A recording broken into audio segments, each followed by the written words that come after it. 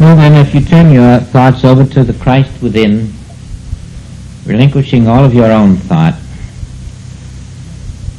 you'll discover the great power of omniscience that dwells within you, revealing to you that which no man can know save him who receives it within.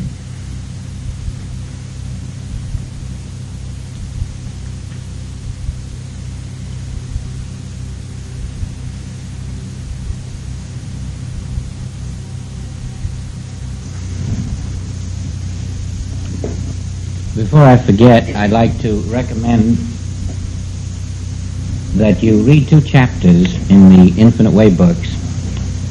The subject of understanding the body is discussed in the title, in that chapter, of that name, in the 1957 letters, Understanding the Body. It's a subject that we can't really conclude today. We'll have to continue next time, because the subject is much too big. Probably it can't be encompassed in any series at all. That's 57 letters, Understanding the Body. And then you'll find in parenthesis, Chapter 6, God, the consciousness of the individual, dovetails with Understanding the Body, and you begin to see more clearly what this letter to the angel of the church at Pergamos is about.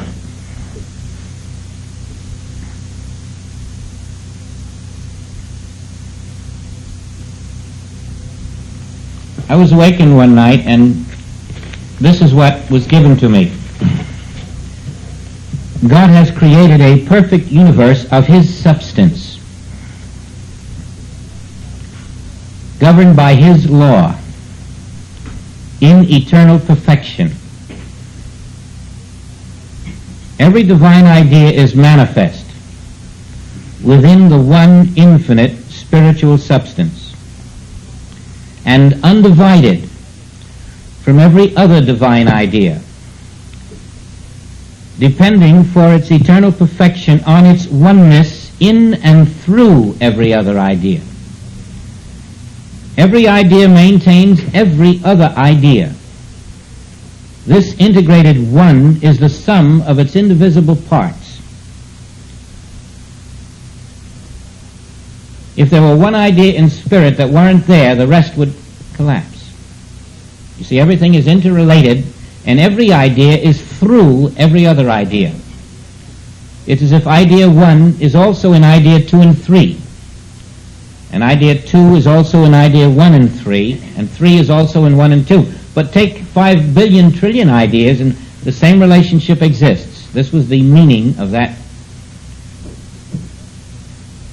I read it to someone who said that's what Einstein said, that you remove a blade of grass and the whole world changes. The whole relationship changes. He said it about physical things. It is true about physical things because it is true about the spirit. You will see that because of the interrelationship of the spiritual idea within itself,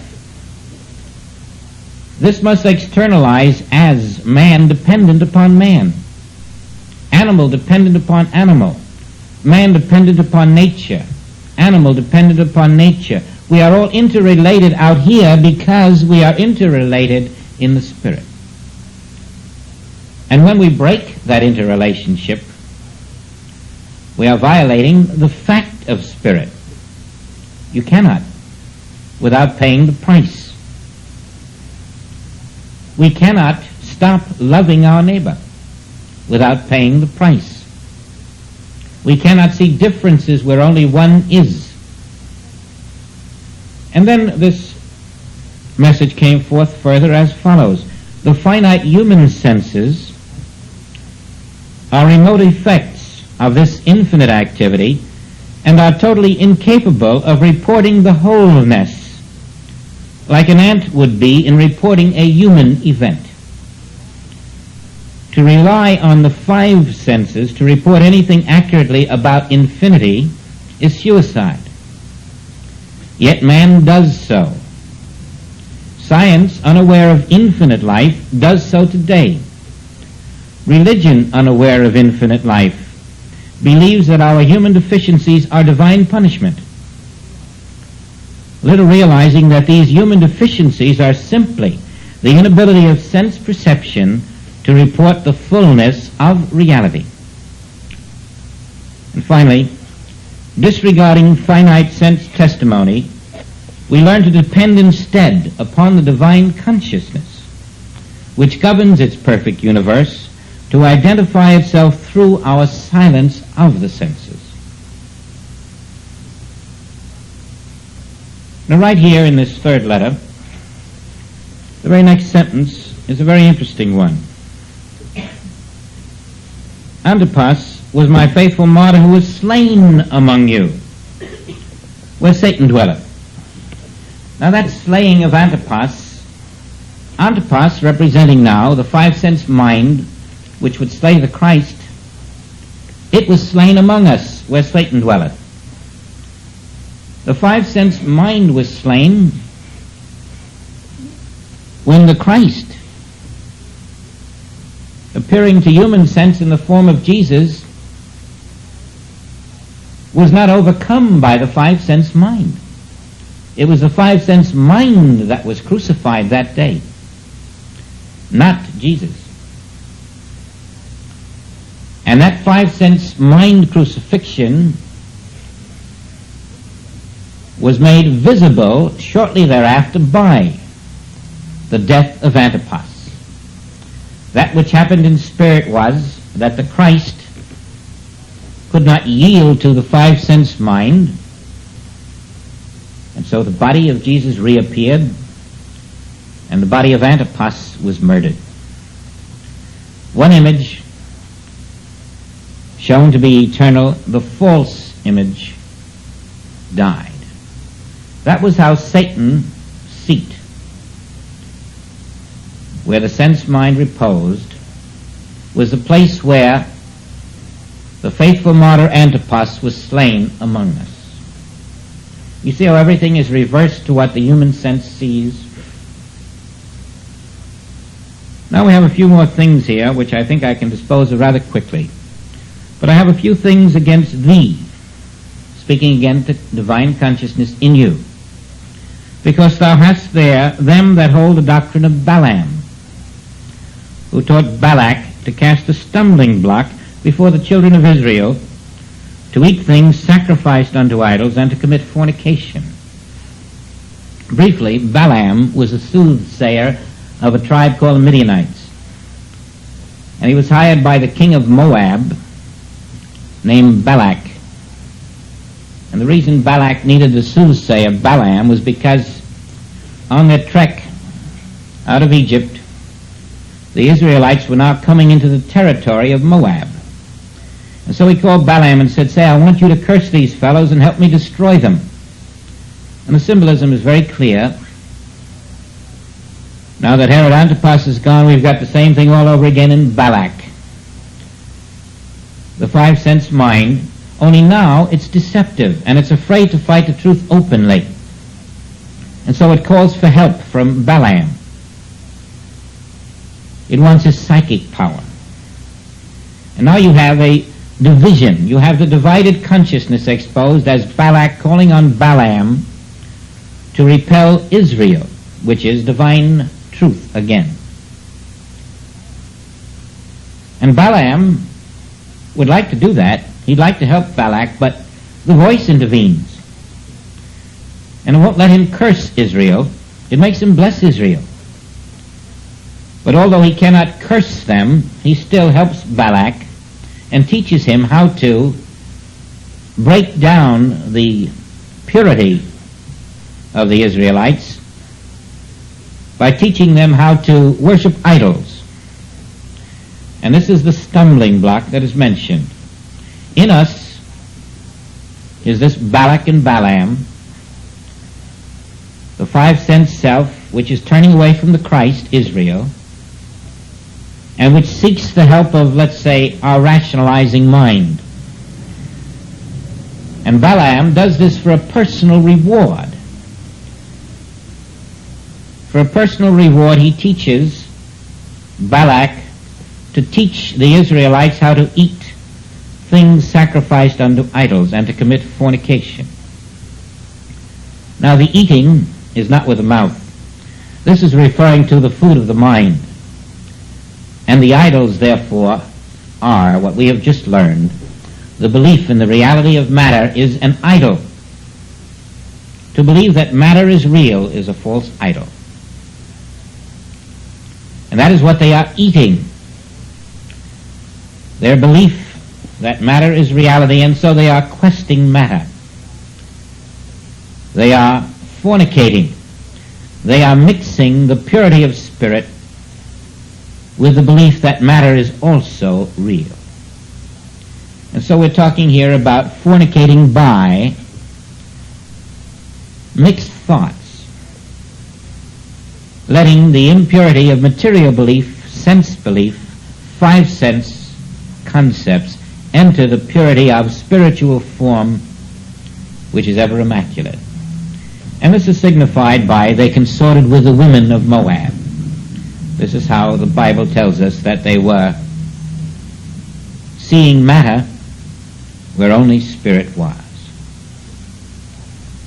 Now this Balaam incident then was from the Old Testament and referred to in this revelation of John, and now I find that it was referred to in order to explain who the Nicolaitans were who follow. I had trouble with that, as you know. Originally, 3 years ago, I thought the Nicolaitans mentioned here was some kind of an alteration in the Bible, because I knew of a Nicholas who was a Gnostic, one who believed in the tenets of Christianity. And I couldn't put the two together. So I figured some scribe somewhere had secretly made an alteration, or there had been a mistranslation. And then I couldn't take the word hate, which said God hates the Nicolaitans, which follows. But now I discover something sort of overpowering. Balaam, the soothsayer, is indicated as unpleasing to the Spirit. And then, so hast thou also them that hold the doctrine of the Nicolaitans, which thing I hate. Now the Nicolaitans brings it into the contemporary world of that day. The Balaam incident was the Old Testament, but there were those Nicolaitans present in the time of this revelation. And to my astonishment, I discover that this is the priesthood and represents the bigotry of the priesthood of that day. First, Balaam, who for personal reward would teach Balak how to turn away from the pure wisdom of divinity and to linger in the five-sense mind. And now the priesthood, taking the word of religion and making a formula out of it, is equally unacceptable to the Spirit. You see, the Nicolaitans have not been properly identified again by anyone anywhere for this reason. The Nicolaitans are the symbol of all religious belief. All belief that comes externally from the sense mind and not from inner inspiration, when it is in the human lay mind, is called the beliefs, the doctrine of Balaam. And when it is in the church mind, it's called the doctrine of the Nicolaitans. What it's called today, you may use your imagination to discover. But there are the Balaamites and the Nicolaitans all around you in every form of mental endeavor. Now then, we are being told that neither the lay mind nor the church mind is capable of knowing the will of God, the truth of God. Repent, or else I will come unto thee quickly, and will fight against them with the sword of my mouth. We know that double-edged sword, we discussed that. And the repent then is to come out of the false human consciousness of the five senses, which knows so much about nothing.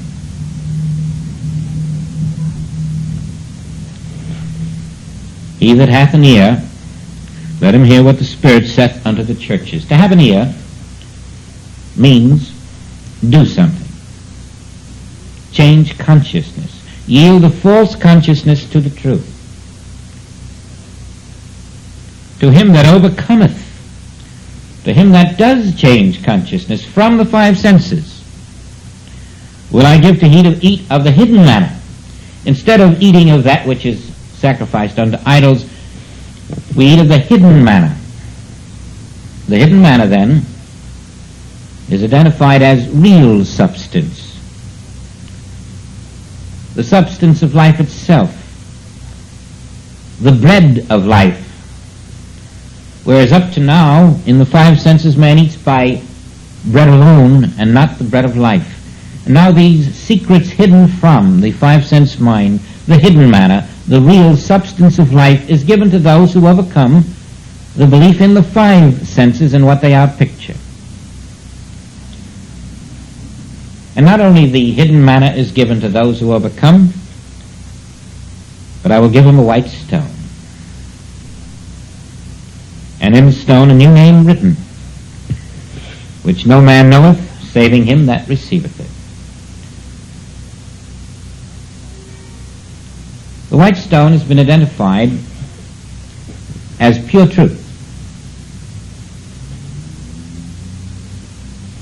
which leads to the realization of your pure soul body. Your body of spirit is the white stone.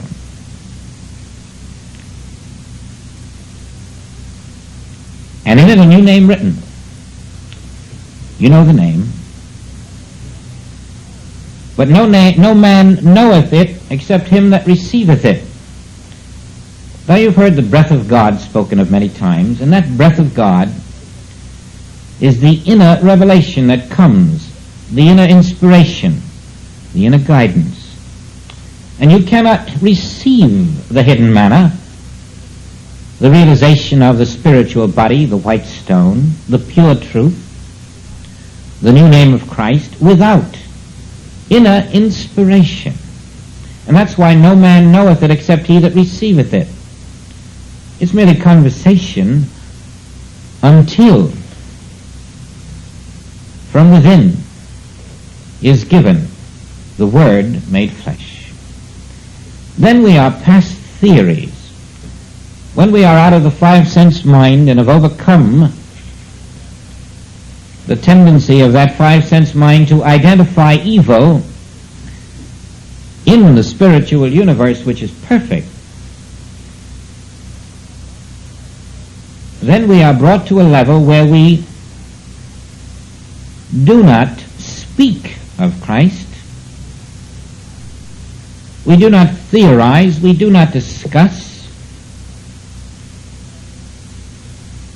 We are in the experience of true selfhood, which no man knoweth except him that receiveth it. That experience of true selfhood is divine consciousness realized. When the individual consciousness of you and the infinite consciousness of the Father are one, and you can truthfully say, I know that I and the Father are one, because one consciousness, Christ, functioneth my life. Now, right now, you will say, you are conscious. Now let's give God the same privilege and accept the fact that if I am conscious, certainly God is conscious. And so I am conscious here, God is conscious here. But God is infinite, so God is conscious everywhere. We can go that far. Everywhere God is conscious. And finally, God is consciousness everywhere. And because God is consciousness everywhere, the perfection of God must be in that consciousness everywhere. That consciousness is embracing its universe. Its spiritual ideas in its consciousness are protected by that consciousness. And there are no others. And therefore those spiritual ideas in the consciousness of God are manifesting in the consciousness of God as pure spiritual manifestation, the invisible kingdom of God. Intact. Unto perpetuity, protected by the one all-embracing infinite consciousness. And that is your assurance that because the omnipresent consciousness is ever functioning, perfection must be where that consciousness is. It is here, and therefore perfection is here. The consciousness of God is there, and therefore perfection is there. Wherever the consciousness of God is, perfection is. And the consciousness of God is everywhere. And you come to the realization that perfection must be everywhere, because if perfection isn't everywhere, God isn't everywhere. If perfection isn't everywhere, then the consciousness of God isn't everywhere. Perfection must be right where you are at all times, because the consciousness of God is there. Perfection must be right by the cross, because the consciousness of God is there. Perfection must be right in the war zone, because the consciousness of God is there. And you learn that when you accept imperfection, you are saying that the consciousness of God is not there.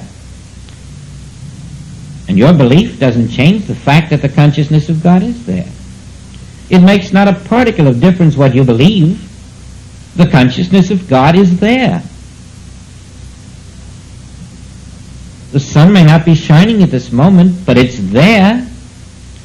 And you can declare all you want that the sun isn't in the sky. You're wrong. Your declaration doesn't change the fact. The fact is that the sun is in the sky. The fact is that the consciousness of God is ever present. And the fact is that where the consciousness of God is, perfection is. And therefore the fact is that perfection is now everywhere throughout the universe. You cannot take it away. You can deny it. You cannot see it. It makes no difference. It is there. And do you see that your acceptance of it is the rejection of Balak and Balaam, and the rejection of the Nicolaitans, and the rejection of Herod, and the rejection of Herod Antipas, and the rejection of the evidence of the five-sense mind. Your acceptance that perfection must be here, must be there, because God is here and God is there, is all you need to know, ever. You can sit with that, know it, relax in it, and forget every image that comes your way, in the knowledge that the image doesn't change the fact that God is present. Perfection is present.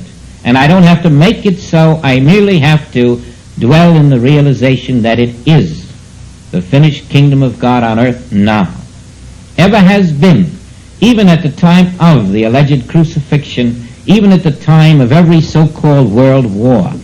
Perfection has been the fact on this earth. You must witness that in your consciousness. And just as imperfection shows forth in our lives because our consciousness is still in that childish state which cannot be one with the infinite, as you accept this in consciousness, becoming one with the infinite, then the truth outpictures just as easily as the lie had outpictured. The thought externalizes as divine thought externalized. The great message of the activity of Jesus on earth is revealed as one who discovered himself to be pure spirit, even as early as the age of 12, and from then on, living not in the five senses, was about his Father's business.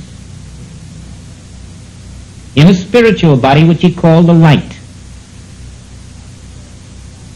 and looking not at the world through five senses, he saw that perfection which is omnipresent and appeared as the healing of those who came to him.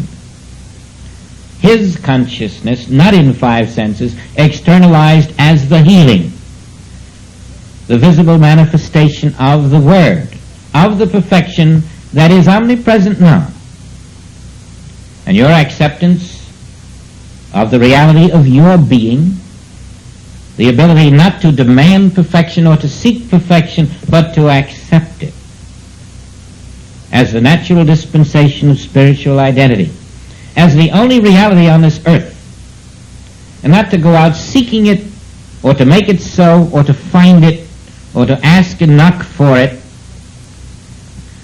but to accept my name.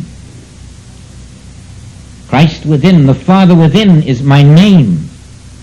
That is your name.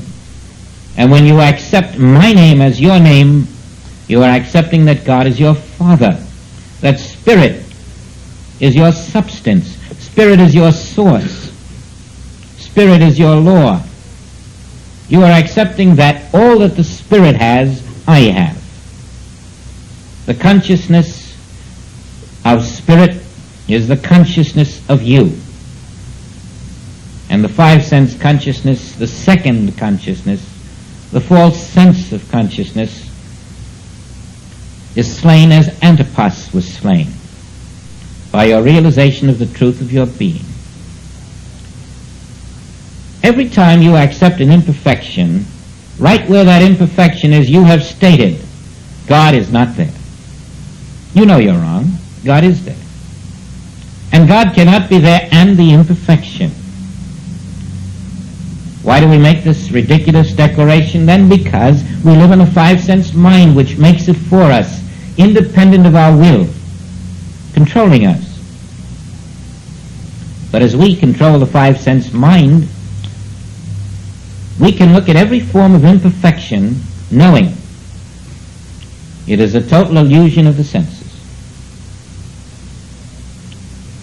Its presence there, if it were real, would be a banishment of God.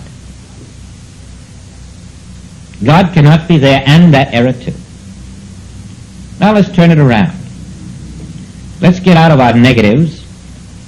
Let's see the truth of being is that perfection is the natural condition of the presence of God. And once you have accepted the presence of God as everywhere, you cannot turn around and find imperfection where that presence is. It's inconsistent. Once omnipresence of God is the law of your being and you accept it, then the omnipresence of perfection is automatic. And you accept it. Then what would you do when the opposite appears? You recognize it as a five-sense image, a lie about the presence of God. Just as if somebody said to you, the sun isn't in the sky anymore. What would you do about it? Nothing. You know the truth. The sun is in the sky. And the same with the imperfection. It is now coming to you and saying, the sun isn't in the sky. God isn't here. But God is. And only God is. And it is the ability to stand there and rest in the knowledge that God is. Perfection is. Until the joy begins to well up from deep within you, because when you know that God is, and perfection is, and consciousness is, oh, then I am that perfection. Every defect I think I have is a misperception of the senses. God is right here. Perfection is right here. I am looking through a five-sense mind. But the fact does not change. If I can only be still to that five-sense mind, I am being faithful unto the Father. And then I see why I've been told, abide in me. Acknowledge me.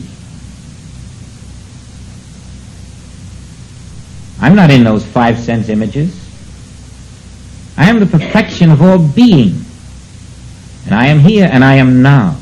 And I am there and I am now. And I am always here and there. And I am always now. Firm up that consciousness to the realization that this is the fact of being. And let the unreality come to a consciousness that no longer yields to the five senses and their untrue testimony. Then we have caught the meaning of the third letter to the angel of the church at Pergamos. The awakening of Christ in you to your consciousness of the divine consciousness, which is your only consciousness. And anything in you which accepts perfection is a false state of consciousness which has no real existence.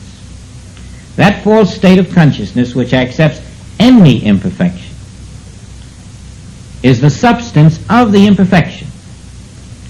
It isn't the imperfection that is there, it is your false consciousness made visible, made into a tangible experience.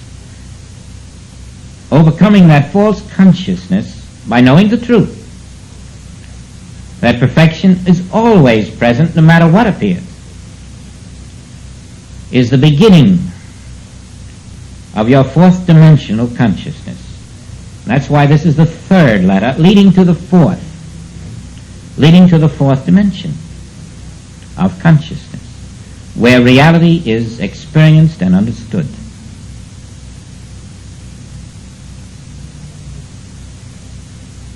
Now don't crucify yourself any more than we think the world crucified Jesus. To die daily to the five senses is all that ever dying daily meant. And you have two ways to die.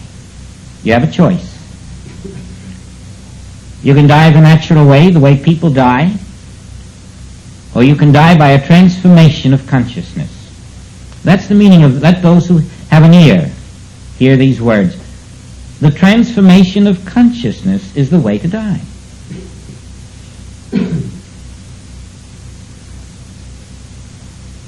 And in that transformation you die to that which is unreal.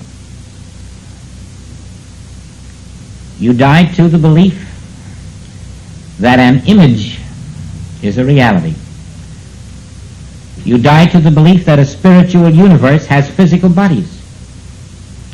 You die to the belief that a spiritual universe has physical conditions. And there's one mistake you don't make. And that's the mistake of saying and believing that I will accept this when it's proven to me, because you'll be a long time in accepting. Nobody's going to prove to you that perfection is all that there is. If you haven't learned that through the New Testament and tried to find out for yourself, nobody's going to come up and prove it to you. Nobody can do a better job than has been done already. The proof is already established. Perfection is all there is. And if you want to experience that perfection, you will have to take the step of accepting that it is here. Not until you accept that it is here will you experience it. That was the meaning of, to them that hath will be given. To he that hath accepted perfection as ever present will be given that perfection. To him that hath not accepted that perfection as present will be taken away the little that he has. When we were told to build treasures in heaven, that the flesh profiteth nothing, that we should sow to the Spirit, not to the flesh, that all flesh is grass, we were being told that the human form is an image in mind, that matter is an image in mind,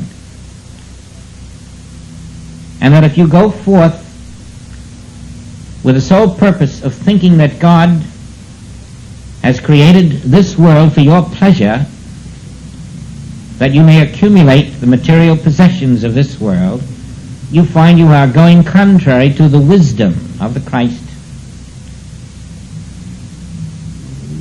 which says there's nothing you need accumulate or seek. All that the Father hath is already your own complete infinite being. Accept it, let it flow, and let the many mansions of spirit reveal themselves to you, not through the five-sense channel of ignorance, but through the silence of that channel which opens the floodgates of the soul. you will discover that mortality and materiality are the myths of the five-sense mind. You will notice the harmony that dissolves all of the imperfections that we had been willing to accept in our ignorance of the presence of God. Now that's a fairly simple thing to follow. Perfection is, because God is. Perfection is here because God's consciousness is here. Accept it in your mind alone, and you'll find you'll wake up in the morning and the water of time will come over the shoreline of your mind and banish it like footprints in the sand. But dwell with it quietly in the consciousness so that it becomes so deeply embedded that no mental ideas can erase it. And always it will well up. Perfection is here now. Whatever you're looking at does not change that eternal fact. You will learn to accept people in a different way. I Christ, thou Christ. Perfection is here now. You cannot rob me. I cannot rob you. It is impossible. Perfection is here now. The fact will not change. The biggest swindle in the world won't change the fact that perfection is here. The swindle is the five-sense illusion. There's no thief on the cross because there's no material substance. There's no Jesus crucified because only the Christ is there. There's no executioner because only the Spirit is there.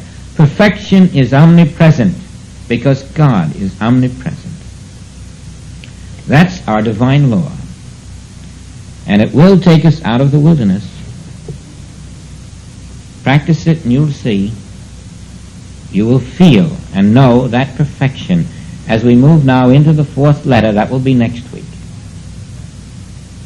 We're out of the five-sense mind, which brings imperfections to our attention. We're in the practicing of the presence of His consciousness everywhere, and the attendant fact that perfection must be everywhere too.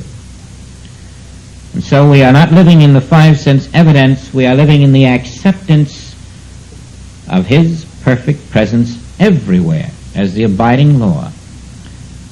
We're in a new kind of faith, an active faith, a living faith. And this is the formation of the new consciousness, the rebirth, by the acceptance of things unseen.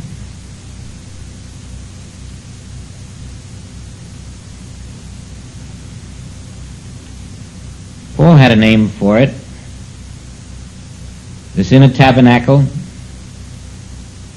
not made with hands. We are accepting this kingdom not made with hands. The miracle of divine presence everywhere is the fact that we never deny.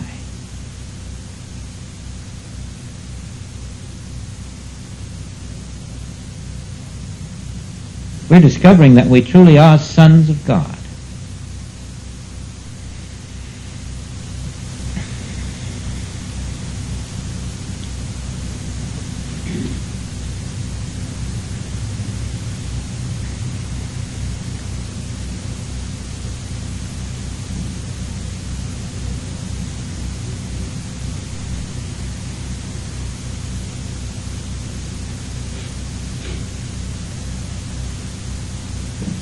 I thank you all very much. Hope to see you soon.